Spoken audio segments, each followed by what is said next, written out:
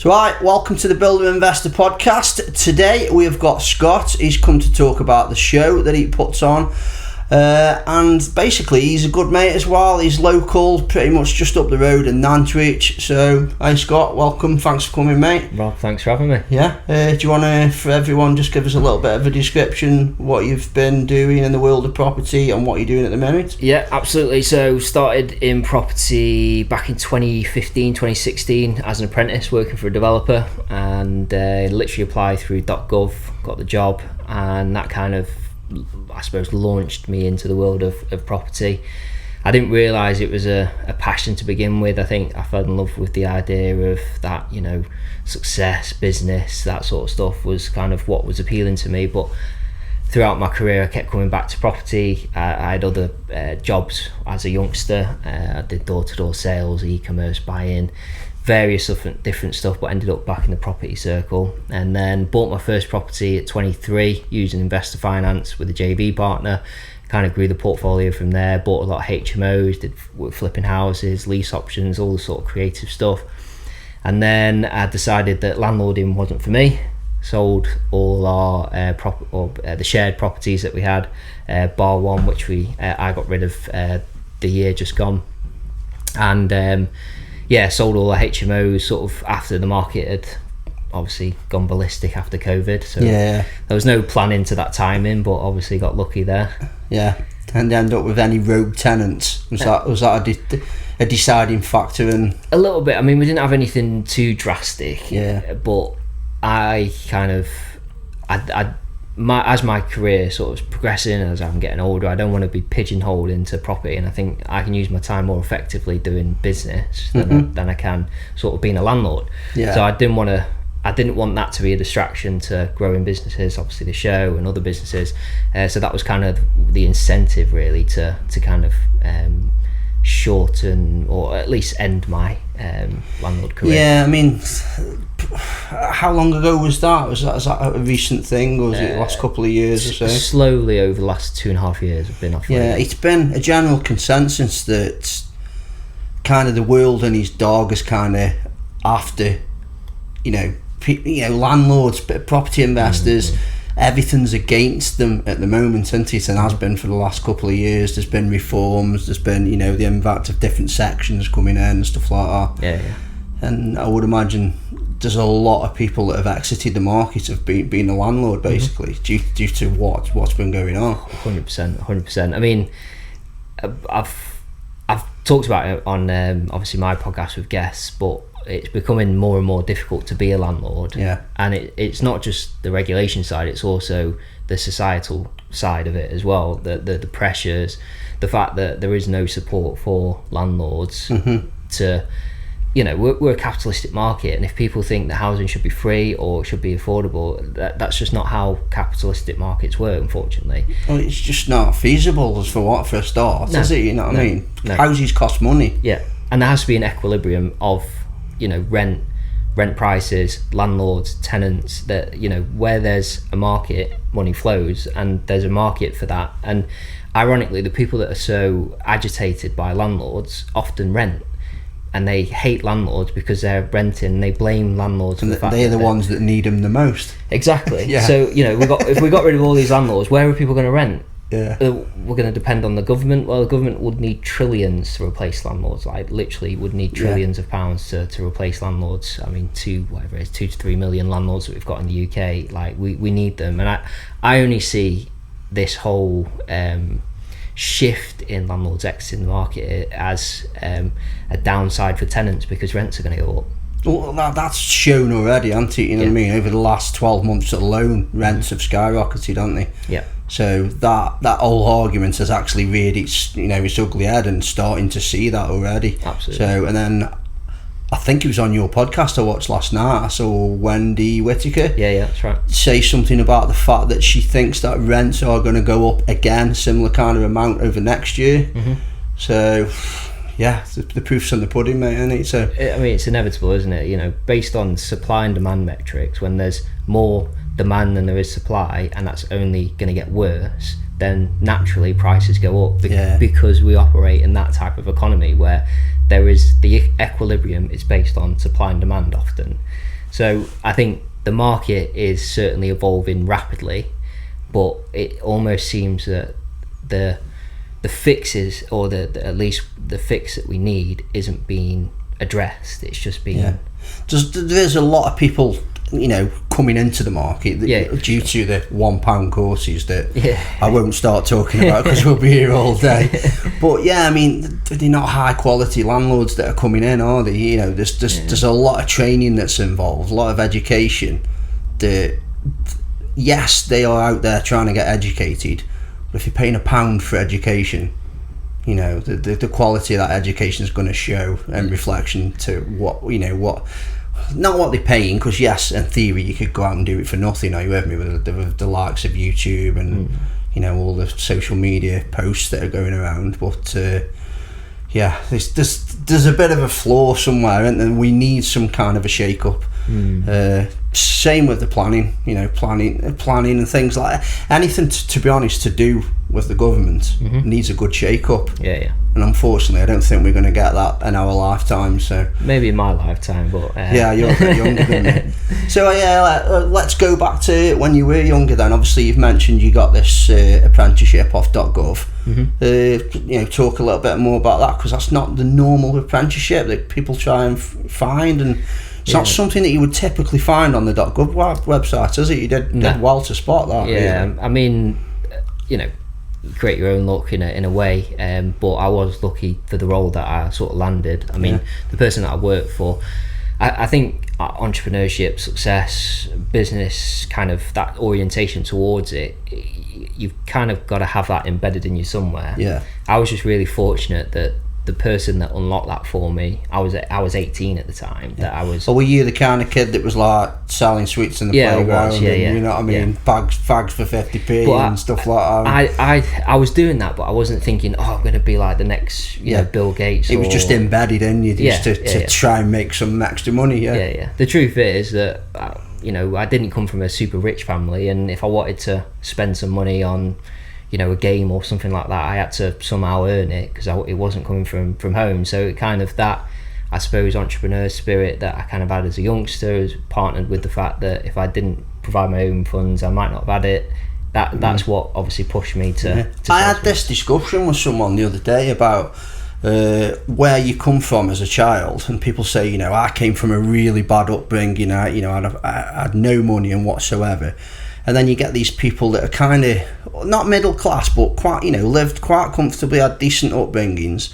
And I think of the two extremes, it's a lot easier, because when you're really downtrodden and you've got, you know what I mean, you've got nothing, your parents have got nothing, you've got no other option either to dive or rise, you know what I mean, you know what I mean. And quite often people will make it, you know what I mean, from the bottom end, like. And it's easier for the people in the top end because they've got that leg up. Those people that have come up with that comfortable life, you know, they generally don't have that drive. They aren't the ones selling sweets on the playground and stuff like that. Are you with me? So it's quite, it's a bit of it's a weird scenario. Are you with me? I had this conversation with someone the other day and it went a bit ski whiff, but yeah, it's something that I think, you know, you could look into and basically do quite a lot of research and come out at the other end and find some quite useful findings out of it too. Absolutely. That's one of my fears with my own children, that they won't go through what I went through, and will they have the same ambition, will they have the same drive, will they have the same outlook on life? Like, I mean, you know, my parents did a phenomenal job at raising me with what they had, and you know, sometimes we had stuff, sometimes we didn't. And quite interestingly, a great book, Money Mindset, Psychology of Money. Right. In that book it says that you're more likely to have the same financial habits as your siblings than you are to look like them, which is very true for me and my brother. Like, we both, like, we're quite we accumulate and never feel secure, even though we might have finance behind us, but we're always constantly accumulating. And spending very little where we can. Very fearful of losing it, basically. And that's because of the environment that we grew up in, Yeah. which was that sometimes there might have been food in the fridge, other times there might not. I'm not saying I was living impoverished, we didn't have a terrible life, but there were certainly times where, Dad worked in agriculture, and when foot and mouth hit, it was obviously a very difficult time, because he was working that side of consultancy. And there was times where could I have a yogurt from the fridge, could I not? So I think that kind of like that has sort of ingrained in me the financial habits that I've got today, which is the same as my brother. Which led you to seek out that kind of opportunity on .gov.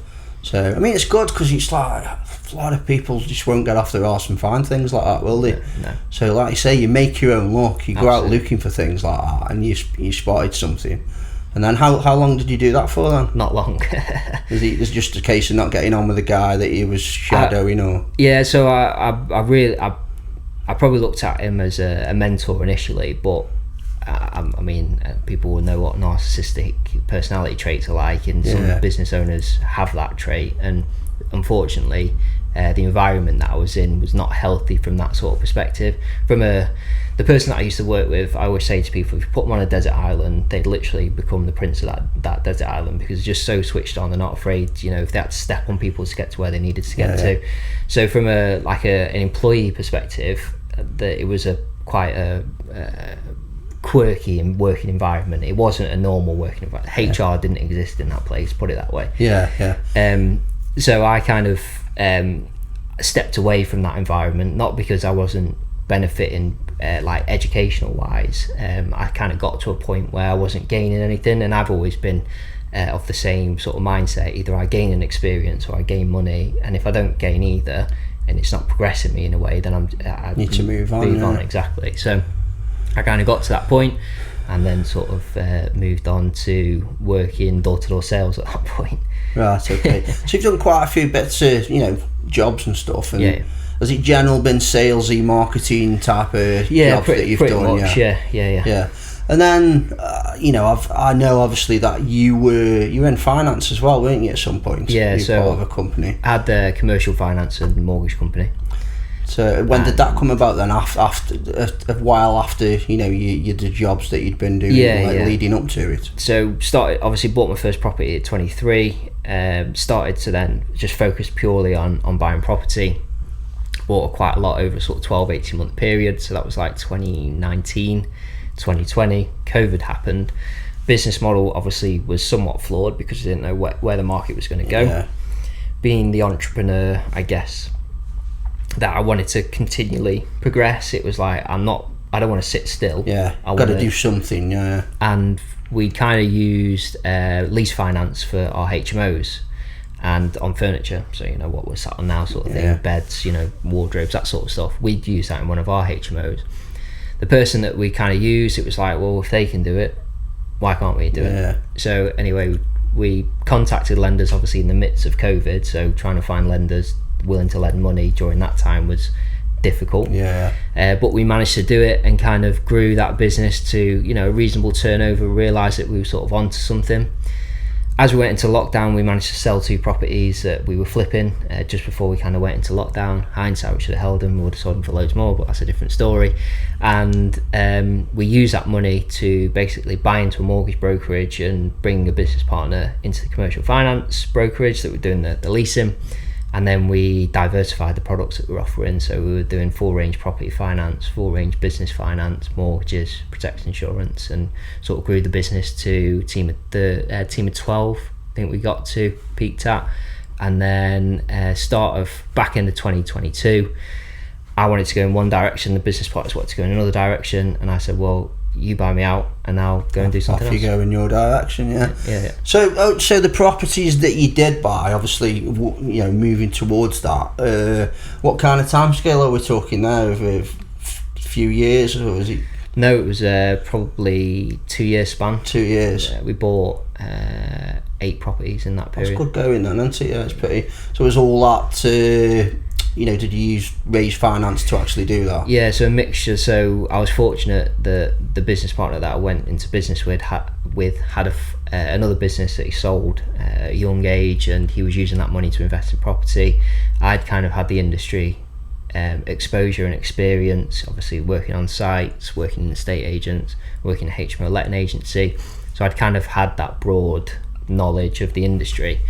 So we kind of put the two together. He obviously put the money in, I put the experience in, and that's kind of where the business kind of grew from. It was having him as the investor, and then we brought in other investors on flips and stuff like that as well. How did you find that then, raising finance? Because it's a big thing in the world of property, isn't it, that a lot of people see as quite a big obstacle. Some people struggle with it. So I think the first 12 to 18 months is like anything, it's difficult to raise that finance. For me now, the difficult part is finding deals. The finance is the easy part in some respects. It takes a while to get your profile to a certain degree that people actually trust you and want to invest in you. So it's not, I keep saying this to everyone who I talk to about this, it's not, it's not a quick thing. It's like a slow burning thing, and it doesn't just happen overnight. No. It's like anything, any business, whether it's property, you're doing Series A funding for a business. If you've got no experience, no one's going to invest in you. So it's building up that experience piece, or at least putting together a good enough proposal that it makes sense to people, because people with money want to spend it or invest it. They don't want to, for whatever reason, obviously the psychology behind it, I wouldn't know because I'm not a professor, but when people have got money in their bank account, all they can think about is how can I spend this? And whether that's invest it or spend it on utter garbage, which most people... Well, the only other alternative is, how am I going to lose this? So it's kind of, or you get that other side where people procrastinate and then never do anything with it. But the majority of people want to invest money. So there's money out there, whether it's friends, family, people that you don't know, associates, work colleagues. You'll be shocked where people have got money.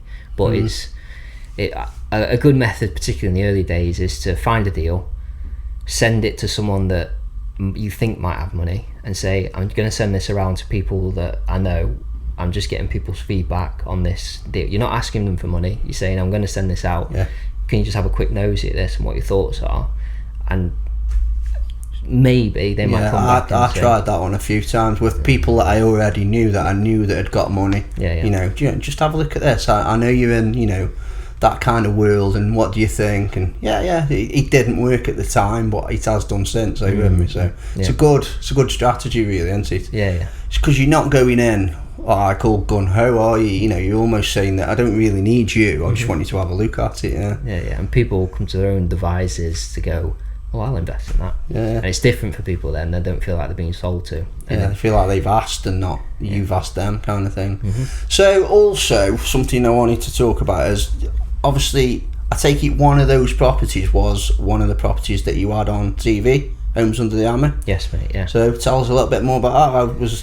Was that exciting, or was it hard work? Or been hard work, mate. Still got the property. It's been hard work. So long story short, the deal's still live, so I can give some level of detail to what's happened, but we've kind of struggled to sell the main house because of the planning out the back. We've got a buyer that's been interested since last August, so nearly 12 months. 12 months they've been interested in the property, but for 6 months they kind of led us on. We should have pulled the plug on them a bit earlier, but they kind of were dangling the carrot. They had all the searches done on the property, literally did everything backwards, but couldn't get a mortgage from an affordability perspective. But I think they had, I don't know what the issue was anyway. We've kind of renewed on the bridging loan, which was 5%. So like the margins have gone from like six figures to like less, half of what we were meant to make. There's still money in it, and that's the importance of building that margin in and not trying to force deals, because stuff does go wrong in property.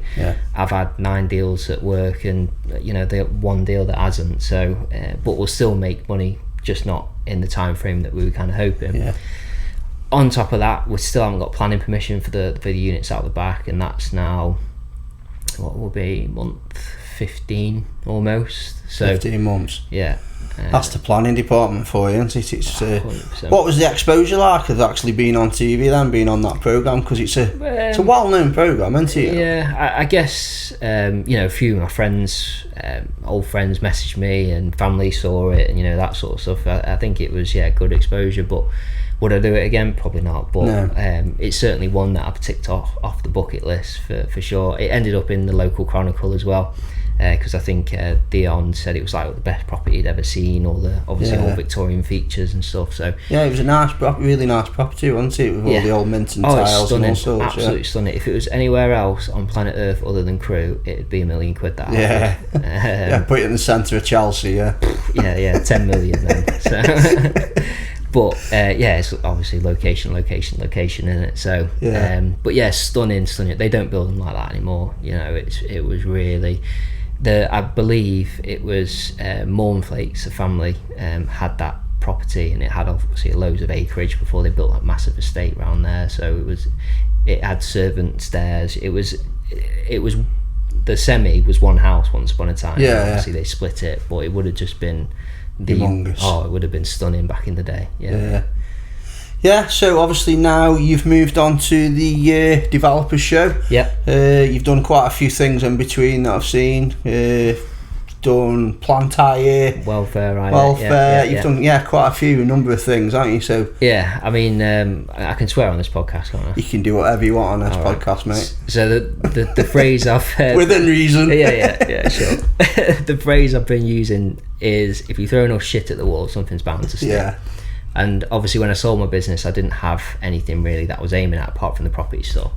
So I was trying different businesses through 2023 to see what would work. I tried haulage, so I'm a qualified transport manager. I've got my HGV license, realised that actually it's quite a well-established industry. To break into it is almost impossible from a standing start. Moved on to then the plant hire, thought give that a go, the mini diggers, work that up to big diggers.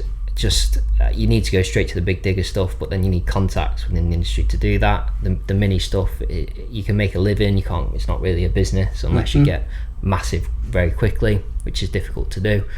Then I was doing the welfare hire, which was brilliant business, and anyone listening that likes heavy industry and is looking for a business opportunity, I would recommend doing that in some way. It's a growing industry. Have you now exited that? Have you? Because you were selling the units at one point, were you? Yeah, so I managed to sell them as a going concern, made really good money on them, but it didn't align to me. It just wasn't my type of business.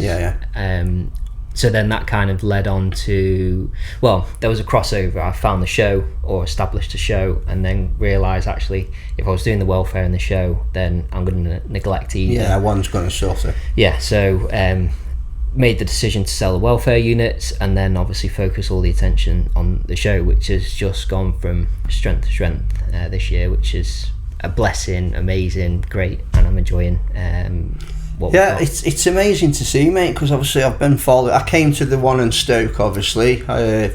Real good day. I met quite a lot of really good people, so that was an experience. And then obviously I've seen what you're doing with your podcast as well, and you know what I mean, some of the guests you're getting are amazing. The guests that you get at the actual show, real high caliber of guests. So I take it that's to do with the fact that let's face it, you've been in property now for quite a long time, even though it was at a young age.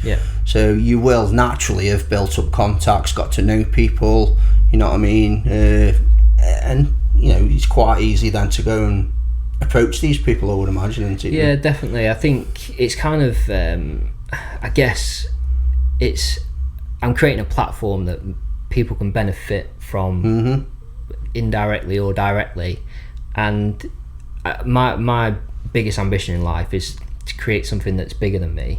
And I think with the show I've got that. It's already bigger than me, it's more important than me. The value, the connections that come from it, the value that it adds to the industry, and hopefully makes it a better place. That's already more than I can provide personally. So with the show, the people that are getting involved in it, it's kind of like a propelling thing, because the value's there. Whether you're speaking, you get great exposure to obviously the attendees. If you're exhibiting, you've got a chance to find developers, which are really hard to find if you're selling to that type of market. And also, mainly and most importantly, I mean, you and I both know that finding service providers within this sector that are good service providers is hard. It's really difficult. So the show provides that platform. You know, if businesses are using the initiative to get to buy a stand, to make the effort to go there. Well, it's great, yeah, for an exhibitor. All your customers are in one place, aren't they? Exactly. So you've not got to move. You just, you know, the customers will come to you. So I love the model, because it's like, you know, if I was to put a show on, the natural assumption would to charge the people that were attending the show, not the exhibitors. Are you with me? Yeah. And obviously you flip that on its head. A few other shows do it, but how you've done it, and the calibre of the people that you get in there, it just works, doesn't it? It just really works. So absolutely. Yeah, I mean, to the point where I've actually thought of, you know, should I get a few banners together, and, you know, I've said to you, I might come and exhibit myself, just to, you know, as a building company. So but yeah, I mean, it's stunning, mate. It's great to see, and it's amazing to see someone local as well, and someone who's come up from the ranks of, you know, how old were you when you started? 16? 18 when I first got my years old. Yeah, it's amazing to see. So what do you think is like next after the show? Or do you think the show is for, you know, is that I think in the foreground for a long time now? I've kind of been through the process of selling a business, and when I first got into business, that was like the dream. The dream was to sell, and you kind of, that's happened. I always use like Tyson Fury as an example.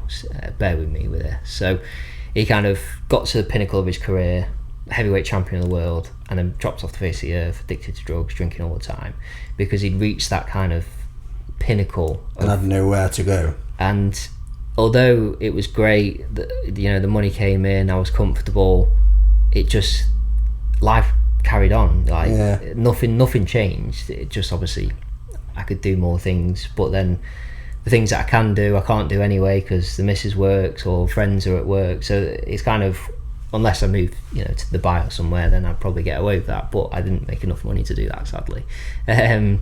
But my point is that I guess I'm not in a rush to sell the show. I mean, if someone came along tomorrow and offered me £1 million, then I'd be stupid to turn that down.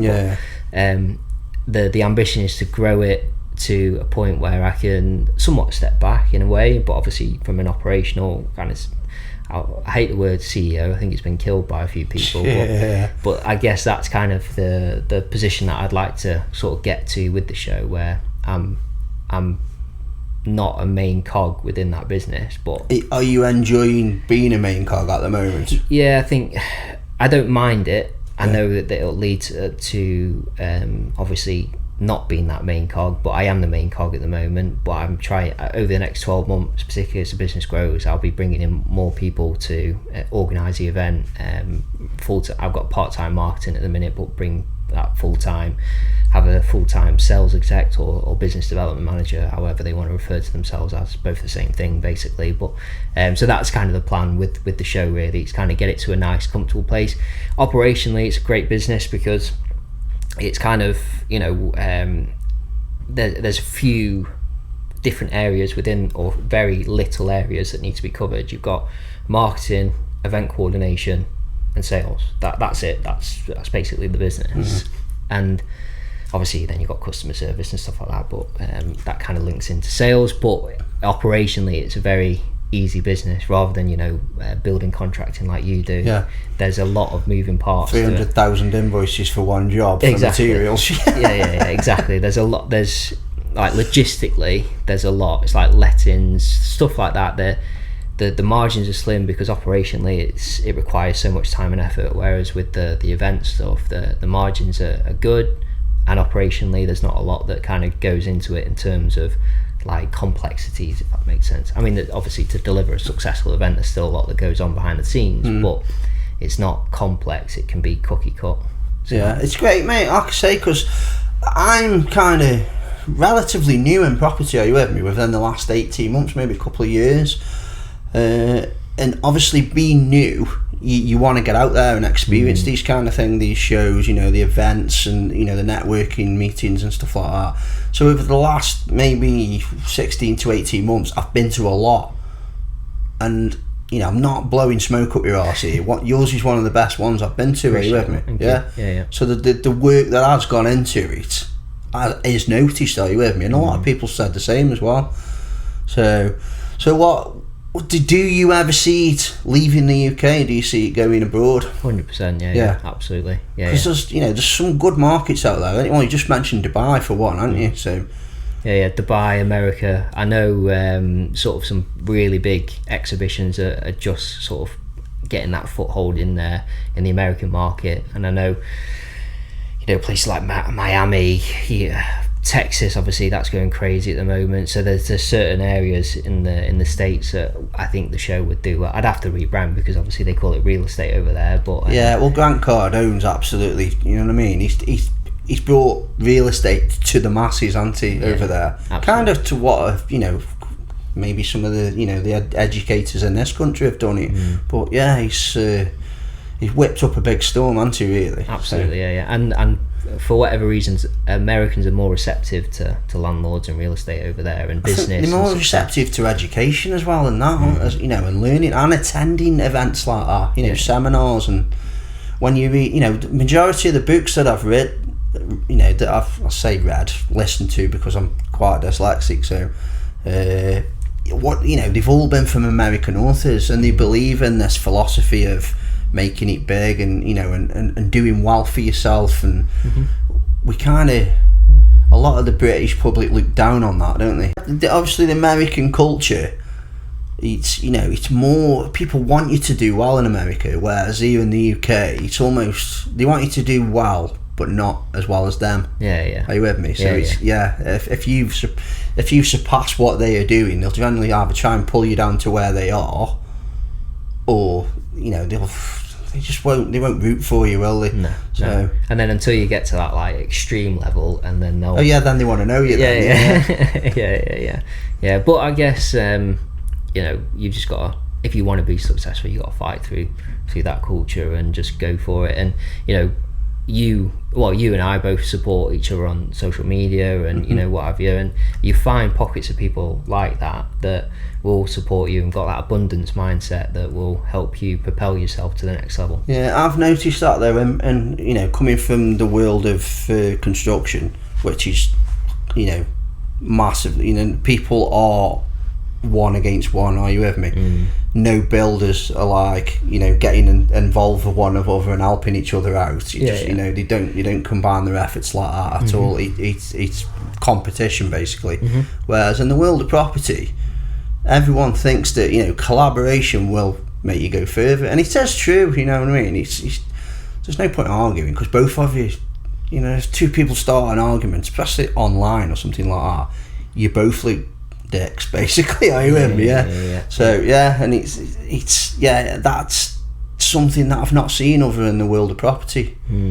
It was bizarre for me when I went. I mean, obviously I'd always been property orientated, and then when I went into finance, it's the same as cutthroat. There's no collaborations. It's your clients, my clients, that separate.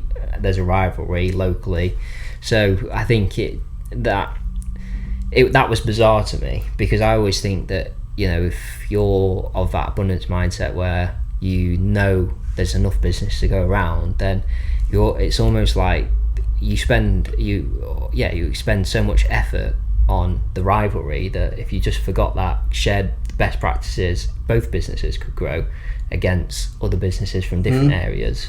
That obviously just people don't think that way. They just it's crazy really, because in any industry, if you recommend somebody, at some point they'll get something that they can't do, they can't cope with, they can't facilitate, whatever, and they'll generally recommend you back because you recommended them.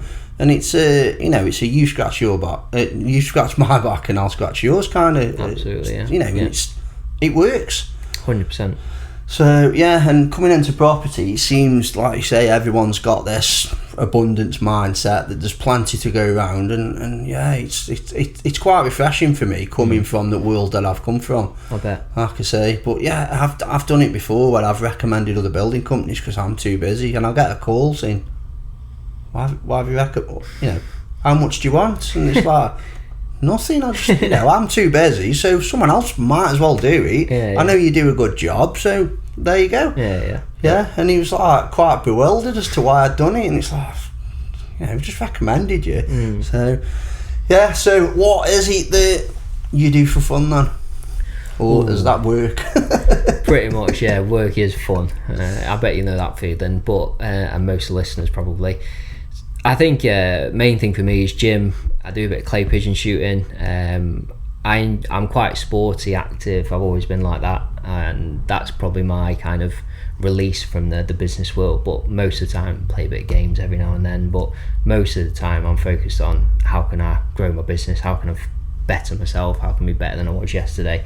All that 1% a day stuff. That's always my mind. Oh, you like me? Do you have an idea and then literally you've got to go and look into it there and then? Oh yeah, big time. Yeah. I've become obsessed with I drive my wife crazy because something will pop in my head and I'll be like, hang on, I just need to grab my laptop or get my phone out and have a look and search it or something. I'm probably not that bad, to be fair, but I'm terrible.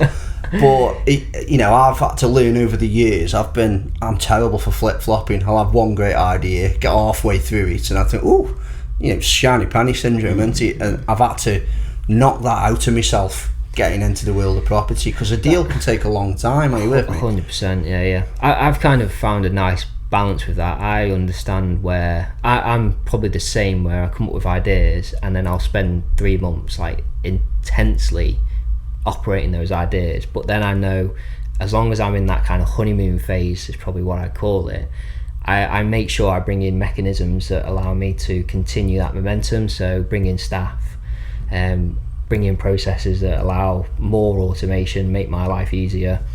So my obsession allows me to systemize and operate something very quickly. But I also know the value in like, for example, the welfare stuff, getting rid of that. I know the value in getting rid of that and focusing all my attention on the property developer show, because I know that that's where the biggest opportunity is from a scalability perspective. The first step I took with that business was bringing in a marketing manager, because now I've got that kind of accountability that if I don't sell stands, then they're out of a job. And once you've got that accountability in place, it allows you to then focus, right, okay, I don't want to let myself down, which is easy to do because you make up every excuse under the sun not to do something. But if I can't make that excuse to someone else because it's their bread and butter, exactly, puts their food on the table. Yeah. So I think you've got to try, and if you're that way inclined where you're flip flopping or you get shiny penny, you've got to be able to embrace that, get it to a point where you can automate it or outsource it, and then it will operate itself then. But then you can kind of dip in and out. Right, it needs a bit of attention, I'll grow that again, and then I'll go and do something else, which is tend to what I do, which is why I kind of do the property stuff as well as the developer show, because I've got that diversity in what I'm doing. Yeah, I think I read a book, I'm not sure which one it was, it could have been the E-Myth actually, but it stated about that, there's different kinds of people. There's ideas people, and then there's people that will actually put that idea into process. And he says it generally works well if you've got a partnership where you've got the ideas guy, he'll come up with an idea, get it going, and then just hand it over to somebody else. Are you with me? Yeah.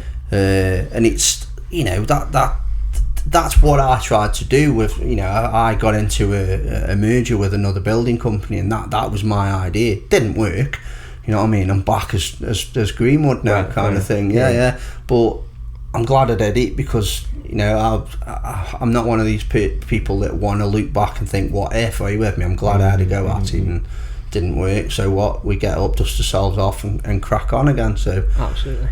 But yeah, there's a lot of good theories, and you know what I mean, and there's thousands of books and audio books and stuff like that. You can just keep educating yourself forever, can't you? But the main, if you're educating yourself, the main thing is taking action on what you're doing. Yeah, definitely. Yeah, that's where I think that's the difference between me and the next person, and probably for yourself as well. The only reason I am where I am is because I took action. I wasn't the most intelligent in school. I've probably got like logical and communication intelligence. I'm not got academic intelligence, but I'm genuinely, I would in my mind not say I'm anything special. I've just taken action and not been afraid you're a doer rather than a thinker kind of thing. Exactly. Yeah, I had this exact same conversation with Alistair Trippett, who owns A-Woods. Yeah. When he was kind of my inspiration for all of this, because I've known him for a long time, and obviously he got into the world of property way before me, and at quite a young age as well. And I can remember speaking to him recently and just saying, you know, thanks a lot, you know, you give me a lot of inspiration, you helped me quite a lot. And he turned around and he says, no, you did what you said you were going to do, you took action basically. He says that's where 95% of people fail. They all have the big ideas and stuff like that, but they didn't do anything with them. Interestingly, just on that point, I've just been doing a flip, and I've used the plasterer that I used to work with as an apprentice, and I hadn't seen him for years.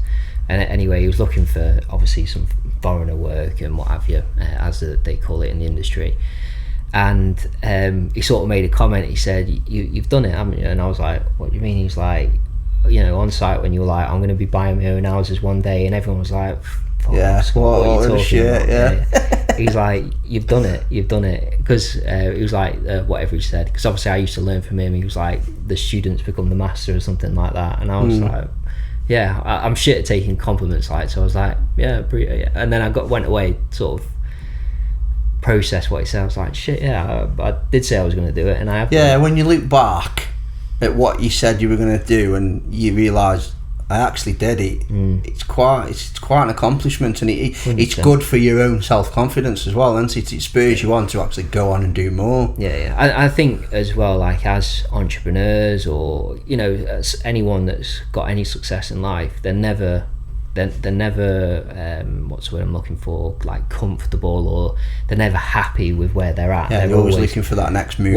What's next? Yeah. But then if I was speaking to Scott 10 years ago, like, and I was saying, this is what you're gonna get, I'd have been like, fucking hell, that's amazing.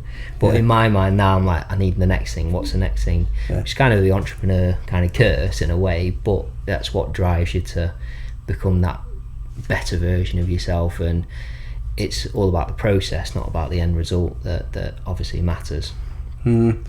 It's a weird phenomenon, really, isn't it? Because when you're sitting there and you're putting, you know, your business plan together, or you know, your schedule, or whatever it is you're trying to achieve, the end result is what you're looking for. But when you've actually got halfway through it, so you know, or you've achieved what the end result was, you do look back and think it wasn't really about that.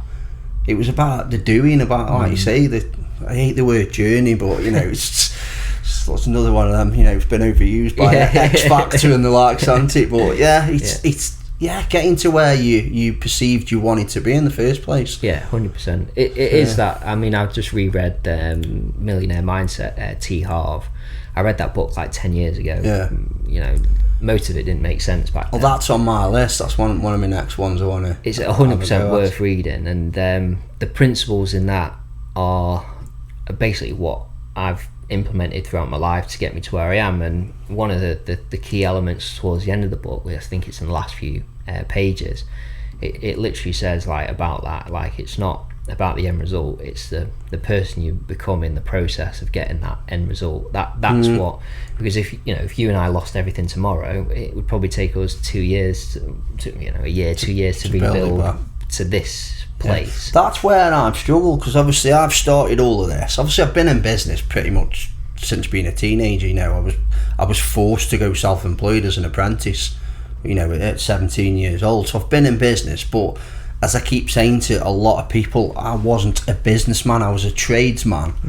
He was forced to have his own business, and it's a different thing. Are you with me? Oh, completely. So moving over, when I got into property and kind of changing my mindset and becoming a businessman and not a tradesman has been very difficult for me. But when I see people that start at a young age, I always say to them, you know, being young is worth far more than any. You've got that time, but it's not just about the time, it's about your mind hasn't already been trained to a certain, you know, to a certain degree, that you've got to go back and retrain it, because you know that saying, can't teach an old dog new tricks, it's true, you know what I mean? It's difficult. That's the one thing that's been the most difficult for me to do, is change how I think. Because you know, you get to 40 years old and you get a little bit set in your ways. So. Yeah, I get that. I mean, from being young, like my own perspective, I had no risk. Living at home, worst case scenario, just go and work a job if everything goes tits up. In my formative years, that what I learn, and I can adapt and change who I am as a person. I mean, you know, the person I was 10 years ago versus the person now, it's probably unrecognisable for some people.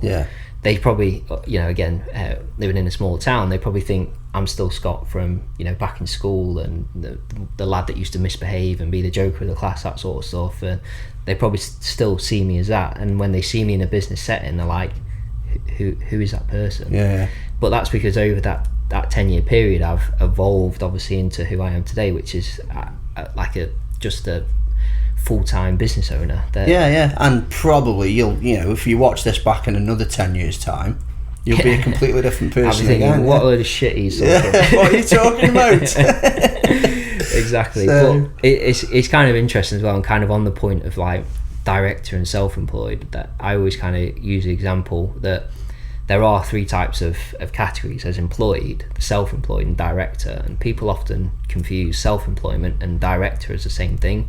And being self-employed versus being a director are two different things, because being a director, that's about operating the business as a business, whereas being self-employed, you know, you can have you can be a mortgage broker, for example, but if you're doing the business and you're doing the work, you're not technically a director. That's the problem with small businesses. You wear so many hats. You know what I mean? 1 minute you're knocking the nails in, the next minute you're doing the accounts, 20 minutes after that you're sorting out marketing. You know, you're doing everything. And that change from going, like you say, being the director of a company and just directing the company, and that's difficult, and handing things over, that is very difficult. And particularly if you're of the mindset of working hard, and that's been doing it for 30 years now, it's difficult to change it. So because sitting down and not working feels like you are doing it unjust. You feel guilty. You feel really guilty, like you should be doing something. But being a director is not about doing the physical work, it's about directing the business, which you have to spend more time thinking, strategizing, writing things down, changing directions, checking things are going in the right direction. That's what being a director is about. It's not about digging the deepest hole. Oh, the proof, it's in the name, isn't it?